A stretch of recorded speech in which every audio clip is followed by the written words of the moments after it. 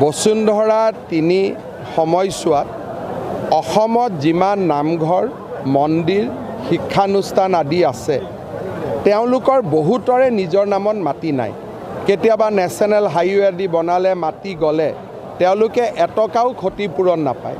সেইকাৰণে মিছন বসুন্ধৰা 3ত এটা লক্ষ্য হ'ব যাতে ৰাজহুৱা অনুষ্ঠানবিলাকক আমি নাম মাত্ৰ 1000 টকা বা 2000 টকা প্ৰিমিয়ামতে আমি যাতে মাটিবোৰ আবলটন কৰিব পাৰোঁ।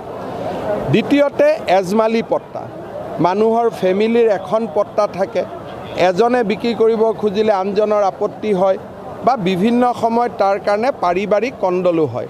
আমি এজমালি পট্টাসমূহো বিভক্ত কৰিব খুজিছোঁ। ভূদান আৰু গ্ৰামদান মাটিত বহি থকা ৰাইজকো আমি মাটিৰ পট্টা এইবাৰ প্ৰদান কৰিব খুজিছোঁ। আৰু যোৱাবাৰ যিসকলে মিছন বসুন্ধৰা 2ত বিভিন্ন কাৰণত পট্টা নাপালে তাক আৰু এবাৰ আমি ৰিভিউ কৰিব খুজিছোঁ যাতে পাবলগীয়া মানুহখিনি বাদ পৰি নাযায়।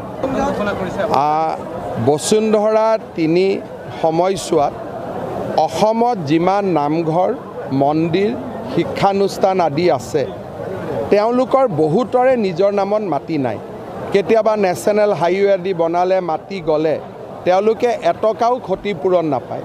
সেইকাৰণে মিছন বসুন্ধৰা 3ত এটা লক্ষ্য হ'ব যাতে ৰাজহুৱা অনুষ্ঠানবিলাকক আমি নাম মাত্ৰ 1000 টকা বা 2000 টকা প্ৰিমিয়ামতে আমি যাতে মাটিবোৰ আবলটন কৰিব পাৰোঁ। দ্বিতীয়তে এজমালি পট্টা, মানুহৰ ফেমিলিৰ এখন পট্টা থাকে, এজনে বিক্ৰী কৰিব খুজিলে আনজনৰ আপত্তি হয় বা বিভিন্ন সময়ত তাৰ কাৰণে পাৰিবাৰিক কণ্ডলো হয়। আমি এজমালি পট্টাসমূহো বিভক্ত কৰিব খুজিছোঁ।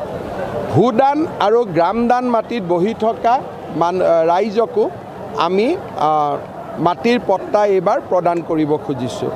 আৰু যোৱাবাৰ যিসকলে মিছন বসুন্ধৰা 2ত বিভিন্ন কাৰণত পট্টা নাপালে তাক আৰু এবাৰ আমি ৰিভিউ কৰিব খুজিছোঁ যাতে পাবলগীয়া মানুহখিনি বাদ পৰি নাযায়। বসুন্ধৰা 3 সময়ছোৱাত অসমত যিমান নামঘৰ মন্দিৰ শিক্ষানুষ্ঠান আদি আছে তেওঁলোকৰ বহুতৰে নিজৰ নামত মাটি নাই। কেতিয়াবা নেশ্যনেল হাইৱে আদি বনালে মাটি গলে তেওঁলোকে এটকাও ক্ষতিপূৰণ নাপায়।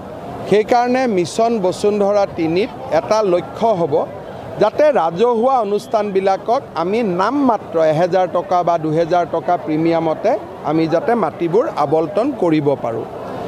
দ্বিতীয়তে এজমালি পট্টা, মানুহৰ ফেমিলিৰ এখন পট্টা থাকে, এজনে বিক্ৰী কৰিব খুজিলে আনজনৰ আপত্তি হয় বা বিভিন্ন সময়ত তাৰ কাৰণে পাৰিবাৰিক কণ্ডলো হয়। আমি এজমালি পট্টাসমূহো বিভক্ত কৰিব খুজিছোঁ। ভূদান আৰু গ্ৰামদান মাটিত বহি থকা ৰাইজকো আমি মাটিৰ পট্টা এইবাৰ প্ৰদান কৰিব খুজিছোঁ। আৰু যোৱাবাৰ যিসকলে মিছন বসুন্ধৰা 2ত বিভিন্ন কাৰণত পট্টা নাপালে তাক আৰু এবাৰ আমি ৰিভিউ কৰিব খুজিছোঁ যাতে পাবলগীয়া মানুহখিনি বাদ পৰি নাযায়।